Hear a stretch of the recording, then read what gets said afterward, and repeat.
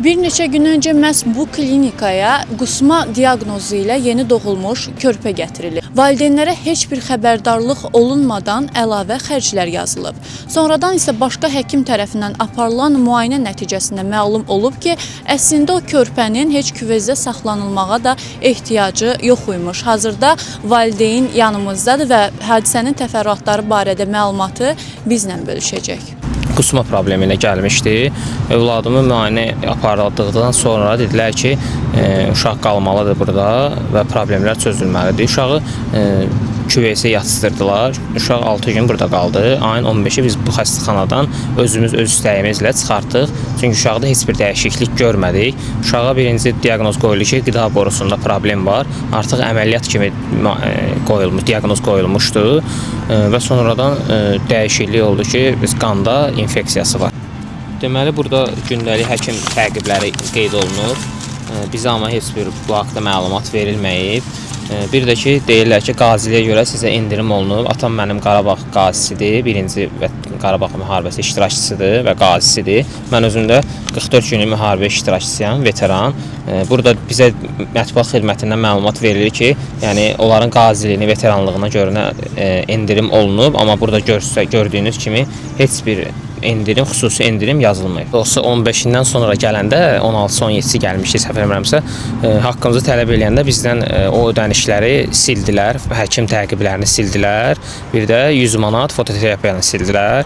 Amma bunlara heç biri bizə qabaqcadan yəni məlumat verilməmişdi ki, uşaq fototerapiyaya yatsırılır. Sonradan da məlumat verilmir ki, uşaq yəni fototerapiya olunub, ödəniş bu qədərdir. Ancaq bizə zəng edirlər ki, falan qədər gətir, falan qədər gətir belə.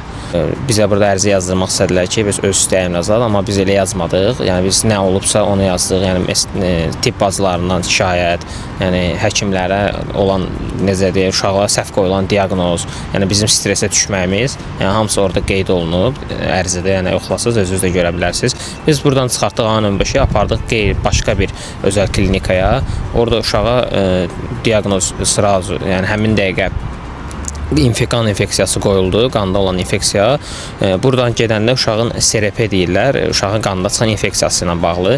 Burada uşaq bura gətiriləndə uşağın infeksiyası 3 idi. Sonra qalxdı 22-yə, sonra qalxdı ən pik həddə 94 idi. Amma biz buradan aparandan sonra 1-2 gün sonra artıq orada bizə dedilər ki, infeksiyası CRP-si düşüb.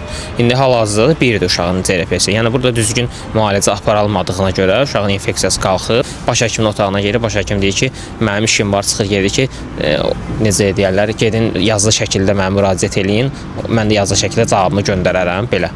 Şikayətlə bağlı yenidən Tədris Cərrahiyyə Klinikasının mətbuat xidməti ilə əlaqə saxladıq. Küvezdə uşağın səhhətində heç bir dəyişim olmuyor. Ola bilməz. Küvezdə başqa yerdə neynirlər? Bizim doktorun yazdığı müalicəni aparırlar axı. Eynisini və həkim o həkimlə əlaqə saxlayıb və o da onu təsdiqləyib. Bəs niyə həmin doktorun özü aparmayıb vaxtında bu müalicəni ki, oradan bizimki aparıb da elə. Yoxu bizimki aparıb bu müalicəni, sizin xəstə yaxınları istəməyiblər ki, yəqin büdcələrindən görəmək, onu mən deyəmərəm başqasının adına və uşağı götürüb gediblər. O indi yatdığı xəstəxanada fakt. Bizim doktorun başladığı müalicəni davam elətdirirlər. Deyirsiniz ki, güzəşt olunub, amma valideynlərə nədən güzəşt olunduğu deyilməyib. Orada artıq əlavə xərclər xəstəxanadan, onu mən xəstəxanadan soruşub sizə geri dönüş eləməliyəm. Mən əzbər bilmirəm nələrdən. Amma olunub. Bax belə, əlimizdə dəlillərin olmasına və zərər çəkənlərdən açıqlama almağımıza baxmayaraq, xəstəxananın mətbuat xidməti verilən məlumatları təkzib etdi. Qalan rəyləri isə sizə buraxırıq.